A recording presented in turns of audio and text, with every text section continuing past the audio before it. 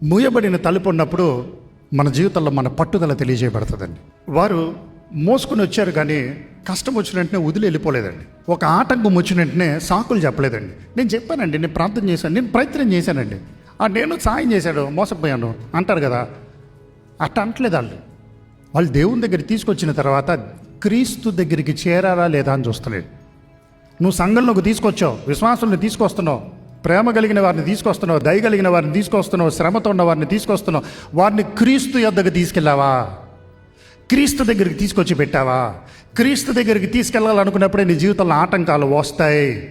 ఇక్కడ నిజమైన స్నేహితులు సాకులు చెప్పలేదు, మార్గాన్ని వెతికారు. మనం ఎన్ని సాకులు చెప్తావో నా బిడ్డ అంటే చెప్పానండి, ఇంట్లోనే ఉన్నాడు, మొబైల్ ఫోన్ పట్టుకునే కూర్చున్నాడు, గేమ్లు ఆడతా కూర్చున్నాడు. ఎంతమంది తల్లులు చెప్పారో నాకు. నువ్వు జీవించలేదేమో క్రీస్తులాగా ఇంట్లో, అందుకే నీ బిడ్డ నీకు మాట ఎంటలేదేమో ఆలయానికి వచ్చే విషయంలో.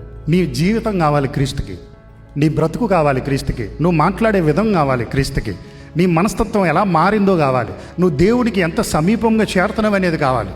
ఈ స్నేహితులు మోసుకుని వచ్చారు కానీ తలుపు దగ్గరికి, మూయబడిన తలుపు దగ్గరికి వచ్చిన వెంటనే ఆ గుంపు చూసిన వెంటనే స్థలం లేదని చెప్పిన వెంటనే వారి విశ్వాసం అడుగుతుంది, మరొక మార్గం ఉందా క్రీస్తు దగ్గర చేరడానికి? ఆ తలుపు చెప్తుంది ఈరోజు స్థలము లేదని. కానీ విశ్వాసం అడుగుతుంది, పైన నుంచి ఆ కప్పు తీయచ్చా? ఇంకొక మార్గం. చివరికి వీరు పైకి ఎక్కారు, దారి దొరికింది, పైన దొరికింది దారి, కప్పు తీశారు, తాడు కట్టారు, కిందకి దించారు, ఏసే దగ్గరకు దించారు, ఆ మంచాన్ని దించారు. సహాయం లేని వ్యక్తికి క్రీస్తు దగ్గర తీసుకొచ్చి పెట్టారు.